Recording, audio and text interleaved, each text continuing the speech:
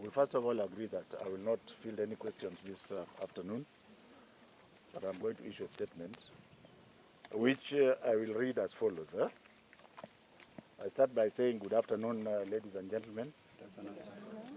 Yeah, having accrued considerable experience in the public service of the Republic of Kenya in numerous capacities, I strongly believe that for any meaningful, positive, and measurable change to happen, things must be done differently. This is simply because you cannot get a different result when you are using exactly the same method. While I do concede that I am not perfect, in the process of reforms of the magnitude required to improve the service delivery in the education sector in this country, I also recognize that this process is definitely bound to generate resistance if tangible results are to be achieved. And such results must be measurable results. Ladies and gentlemen, my management style, which has proved successful over the years, is by walking about at the point of service delivery. I will qualify this position by citing a few examples. Number one, chronic absenteeism from the workplace. When I was sworn in as Cabinet Secretary of Education on 26th of March 2019, my first engagement at the Ministry of Education was to physically confirm whether ministry employees report to work at the time expected of them. I immediately realized that more than 60% of the offices at Jogo were empty and attended at 11 in the morning. I then sought to rally the staff and firmly impressed upon them the importance of reporting to duty on time. To monitor attendance of staff to their duties, I spearheaded the installation of CCTV and biometric devices in all entry and exit points. Though it was initially resisted, but within a span of 6 months, cases of absenteeism had reduced to almost zero, and that all top managers now report to Jogo voluntarily at 6:30 a.m. in the morning, a situation which has remained the same to date and which has enabled us to be more efficient and to serve the people better.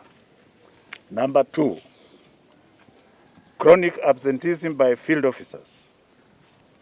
Ladies and gentlemen, chronic absenteeism by field officers has persisted even though significant improvements have improved tremendously. A small number of field officers limit their work to their offices with little or no effort to physically monitor the implementation of the education programs in the field. Of course, unless a senior ministry official from the headquarters is available. This is, however, negated by a substantive number of dedicated field officers whose impact in the field is laudable. During my numerous field visits, I've been able to identify competent officers as exemplified by Mr. Weru Machocho, whom I promoted and deployed as a regional director and has demonstrated excellent results in a short span of 1 month, during which period he has visited more than 200 schools to physically inspect and ensure that economic stimulus desks are fabricated as per the prototype specification and delivered promptly to schools. Ladies and gentlemen, for measurable impact to be made, all government employees must work for the pay that they earn monthly. In my many field visits, I have noted, regrettably, that absenteeism is the single leading cause of poor quality assurance and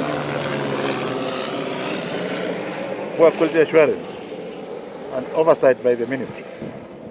On this concern, I wish to confirm that for as long as I remain at the helm of the ministry, I shall continue to ensure that all ministry employees deliver the services to the public as per their job descriptions. Number 3, field visits. I wish to begin, first of all, by thanking senior officers from the Ministry of Education headquarters and the very effective visits to the field, since they have strongly supported service delivery by this ministry. During my numerous visits, I have observed and made many public pronouncements. Many times I have continuously found our teachers in class teaching diligently and demonstrating that they are hardworking and committed in their teaching. And therefore, I have and hold the greatest respect for our teachers. However, there are few instances when our field officers do not provide the necessary support and superintendence required to these very dedicated teachers.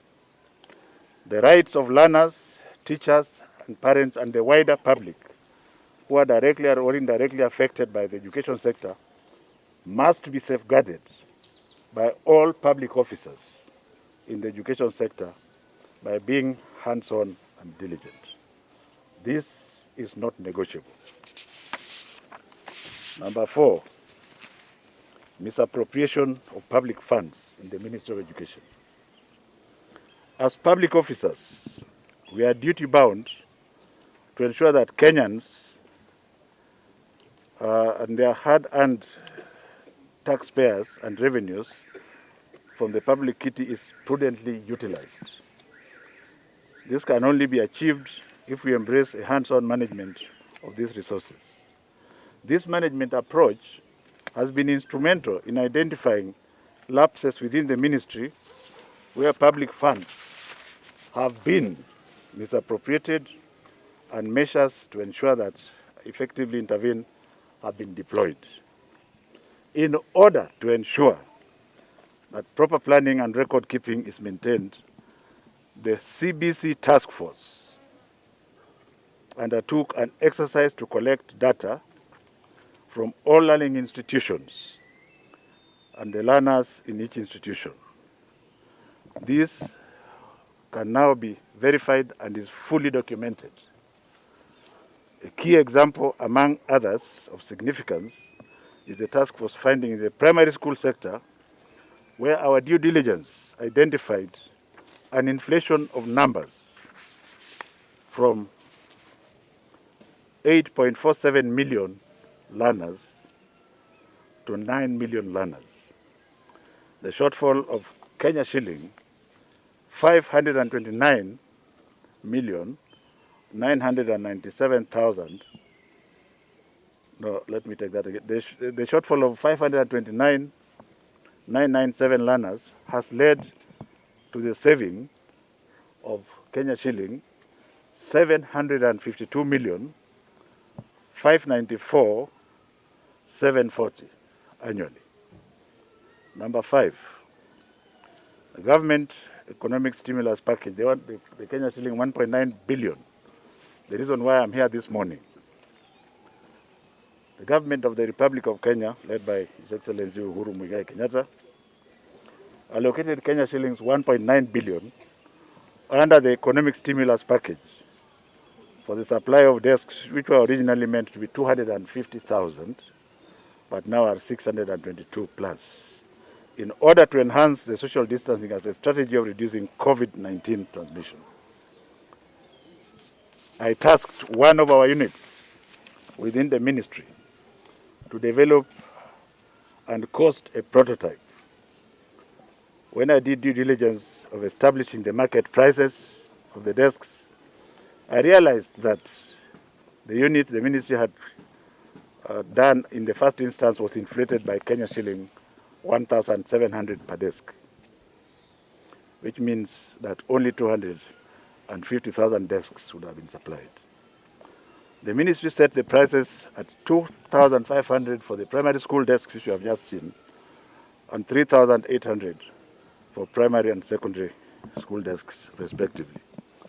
Due diligence was done under my direct supervision in Nyeri and the Jokali sheds within Nairobi metropolis.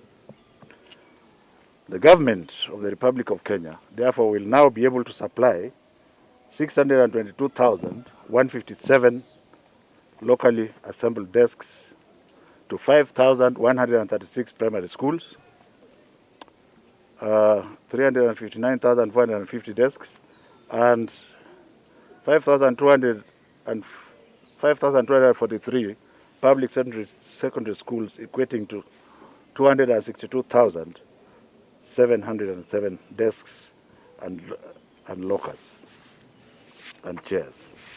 Ladies and gentlemen, this program seeks to ensure that our local Jokali artisans, exemplified here by the lady who was the fabricator, she's sitting in the North Pole there, but because of the, I hope the cameras will be able to pick her.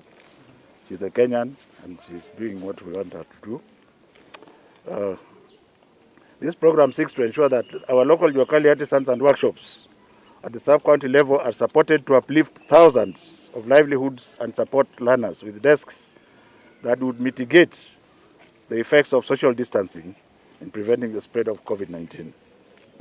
The process of fabricating and delivering the desks took off in earnest, and when I demanded a report from sub-counties which had delivered desks, I was taken aback when I sought to verify the reports by sampling, by going to some of the stations in person. The first example is in Kakamega North sub-county, where the schools identified that had desks fabricated, delivered, and certified, that there would be 5 schools. When I went to the ground, I only found desks in 2 schools. It's extremely important for the public to understand the genesis of the way we behave. When I went to a school where I had been told by my officers that desks had been delivered to 5 schools, on inspection I only found desks in 2 schools, and those desks were not manufactured according to specification, and therefore we decided to start verifying 100% inspection, which we are doing here. I only found 2 schools, and the desks delivered in those schools were poor quality, not even varnished, and did not meet our specifications. The same was exemplified by Mumias East sub-county, and I've been told by my other officers who have been visiting that this has happened in several other sub-counties. I want to emphasize here that we shall continue to ensure that we give to our children and their parents what they deserve, and to insist that our officers in the field there must go and check. And I want to take this singular opportunity to thank the Ministry of Interior, led by my friend and brother Fred Okengo Matiang'i, and all the regional commissioners, the county commissioners, the sub-county commissioners, up to the chiefs. They have been with us in this process, and that the fact that I have not mentioned them here does not mean that, especially for this stimulus package, it would not have been possible without your involvement. I want to thank you on behalf of government. Ladies and gentlemen, I wish to thank all the field officers who are correcting such anomalies, both from the ministries of Education and Interior and all the other special agencies that are involved in this process, in the effort to fabricate and deliver quality and standards of desks as required by the government to our children. Finally, I want to mention something small about 100% transition.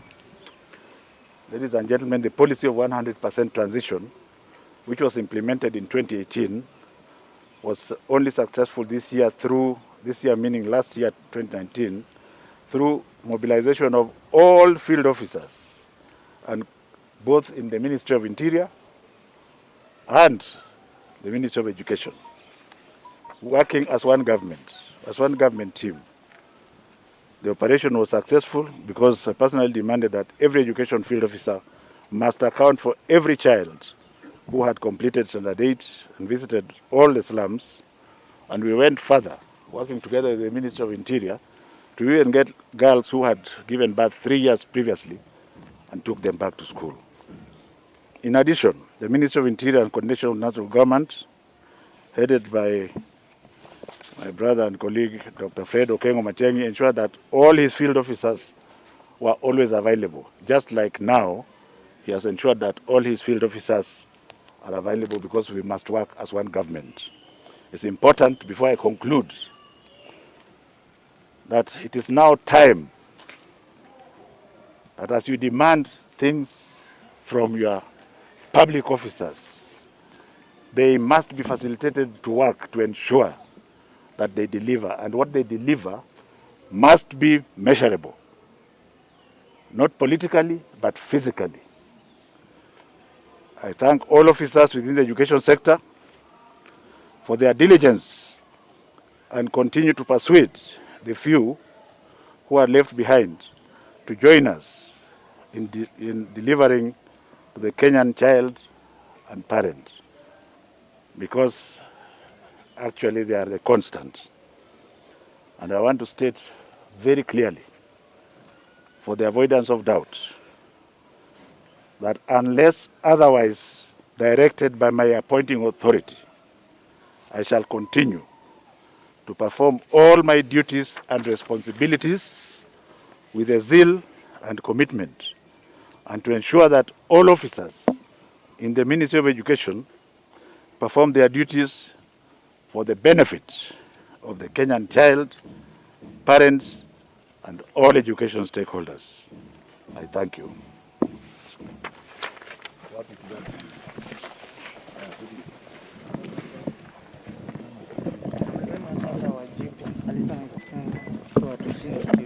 No, sasa wajibu.